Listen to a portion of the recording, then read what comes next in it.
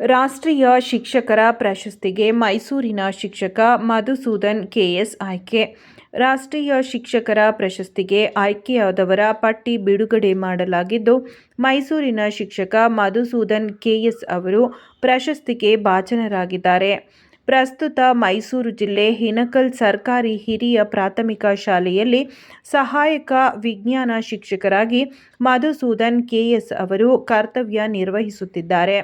September 5 ಶಿಕ್ಷಕರ ದಿನಾಚರಣೆಯಂದು ನವದೆಹಲಿಯಲ್ಲಿ ರಾಷ್ಟ್ರಪತಿ ದ್ರೌಪದಿ ಮುರ್ಮು ಅವರು ಮಧುಸೂದನ್ ಕೆಎಸ್ ಅವರಿಗೆ ಪ್ರಶಸ್ತಿ ಪ್ರದಾನ ಮಾಡಲಿದ್ದಾರೆ.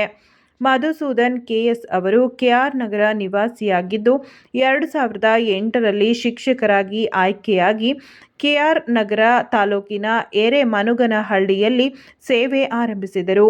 ನಂತರ ಮುದ್ದನಹಳ್ಳಿಯಲ್ಲಿ ಶಿಕ್ಷಕರಾಗಿ, ಬಳಿಕ ಏರಿಯಾ ಸಿಆರ್ಪಿ ಆಗಿ ಕರ್ತವ್ಯ ನಿರ್ವಹಿಸಿದ್ದು, ನಂತರ 2019ರಲ್ಲಿ ವರ್ಗಾವಣೆಗೊಂಡು ಪ್ರಸ್ತುತ ಹಿನಕಲ್ ಸರ್ಕಾರಿ ಹಿರಿಯ ಪ್ರಾಥಮಿಕ ಶಾಲೆಯಲ್ಲಿ ಸೇವೆ ಸಲ್ಲಿಸುತ್ತಿದ್ದಾರೆ.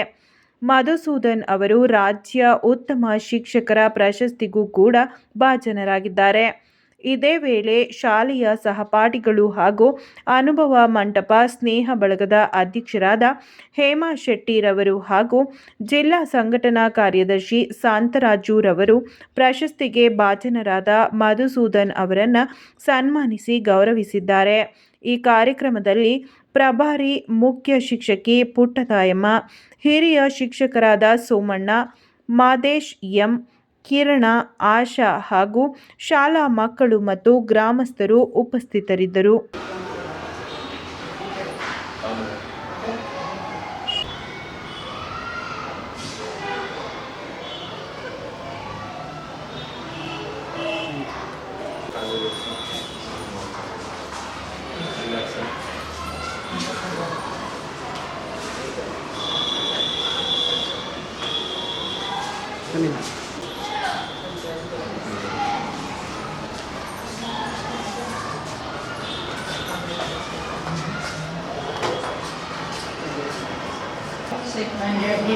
One by one.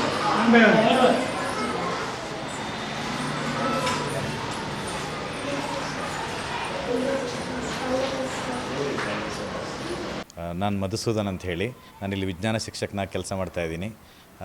ನಾನಿಲ್ಲಿ 2019ರಿಂದ ಕೆಲಸ ಮಾಡ್ತಾಯಿದ್ದೀನಿ. ಮೊದಲನೇದಾಗಿ ಒಂದು ಅವಾರ್ಡ್ಗೆ ನನ್ನ ಪರಿಗಣಿಸಿದಂತಹ ಎಲ್ರಿಗೂ ಸಹ ಪ್ರತ್ಯಕ್ಷವಾಗಿ ಪರೋಕ್ಷವಾಗಿ ನನಗೆ ಸಹಕಾರ ಸಲಹೆ ಕೊಟ್ಟಂತಹ ಎಲ್ರಿಗೂ ನಾನು ಧನ್ಯವಾದಗಳನ್ನ ಹೇಳ್ತೀನಿ. ನಿಮಗೆಲ್ಲ ಗೊತ್ತಿರ್ಬೋದು, ಈ ಒಂದು ಅವಾರ್ಡ್ನ ಕೊಡಬೇಕಾದ್ರೆ ಎಲ್ಲ ಶಿಕ್ಷಕರಿಗಿಂತ ವಿಭಿನ್ನವಾಗಿ ಏನಾದರೂ ಒಂದು ಮಾಡಿದರೆ ಅಂಥ ವಿಭಿನ್ನತೆಯನ್ನು ಗುರುತಿಸಿ ಕೊಡ್ತಾರೆ ಅಂಥೇಳಿ. ಸೊ ನನ್ನ ವಿಭಿನ್ನತೆ ಏನಪ್ಪ ಅಂತ ಹೇಳಿದ್ರೆ, ನಾನು ಈ ಒಂದು ಪ್ರತಿಭಾನ್ವಿತ ವಿದ್ಯಾರ್ಥಿಗಳಿಗೆ, ಅಂದರೆ ನಮ್ಮ ಸರ್ಕಾರಿ ಶಾಲೆ ಬರುವಂಥ ಮಕ್ಕಳು ನಮಗೆಲ್ಲ ಗೊತ್ತಿರೋ ಥರ ಎಕನಾಮಿಕಲಿ ತುಂಬ ಹಿಂದುಳಿದಂಥ ಮಕ್ಕಳಾಗಿರ್ತಾರೆ. ಸೊ ಇಂಥ ಮಕ್ಕಳಿಗೆ ವರ್ಲ್ಡಲ್ಲಿ ಬೆಸ್ಟ್ ಎಜುಕೇಷನ್ನ ಕೊಡಬೇಕು ಅಂಥೇಳಿ ನಾನು ಒಂದು ಪಣವನ್ನು ತೊಟ್ಟು ಒಂದು ಕೆಲಸನ ಶುರು ಮಾಡಿದೆ.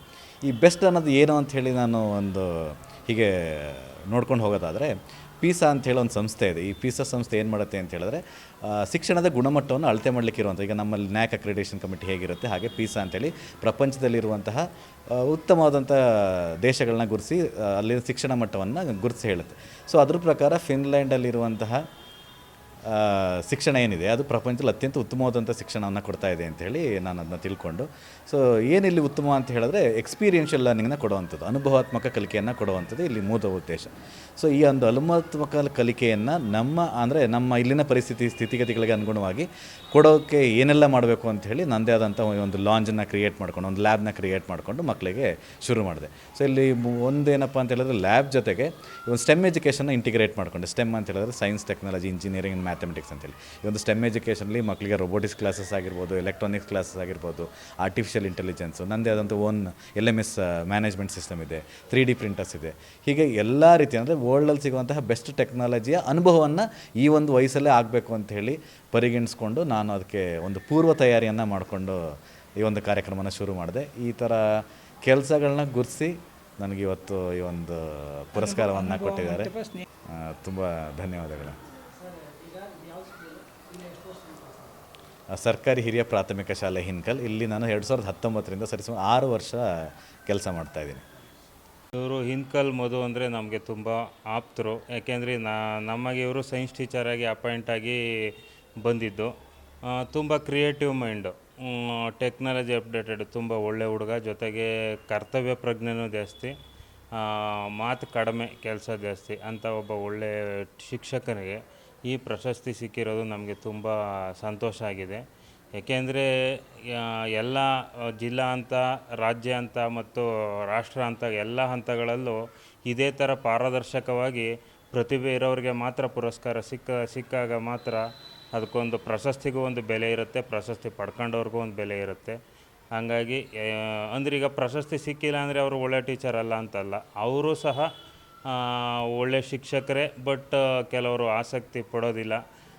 ನಾವು ಶಿಕ್ಷಕರು ಅಂದರೆ ಬೇರೆಯವ್ರ ಮಕ್ಕಳನ್ನು ನೋಡಿ ನಮ್ಮ ಮಕ್ಕಳ ಥರ ಭಾವಿಸ್ತೀವಿ. ಅವ್ರಿಗೆ ಉತ್ತಮ ಎಜುಕೇಷನ್ ಕೊಡ್ತೀವಿ ಮತ್ತು ಅವರು ಒಳ್ಳೆ ಸಾಧನೆ ಮಾಡಿದಾಗ ನಮ್ಮ ಮಕ್ಕಳು ಸಾಧನೆ ಮಾಡಿದಷ್ಟೇ ಖುಷಿ ಪಡ್ತೀವಿ. ಆ ರೀತಿ ಗುಣಾತ್ಮಕ ಶಿಕ್ಷಣ ಸಿಗಬೇಕು ಅಂದರೆ ಇಂಥ ಶಿಕ್ಷಕರನ್ನ ಗುರುತಿಸಿ ಪ್ರಶಸ್ತಿ ಕೊಟ್ಟಾಗ ಮಾತ್ರ ಅದು ಒಂದು ರೀತಿ ಒಂದು ಪ್ರೋತ್ಸಾಹ ಕೊಟ್ಟಂಗಾಗುತ್ತೆ. ಹಾಗಾಗಿ ಎಲ್ಲ ಜನರು ಇಂಥ ಒಳ್ಳೆ ಶಿಕ್ಷಕರು ನಮ್ಮ ಎಲ್ಲ ಸರ್ಕಾರಿ ಶಾಲೆಗಳಲ್ಲೂ ಇದ್ದಾರೆ.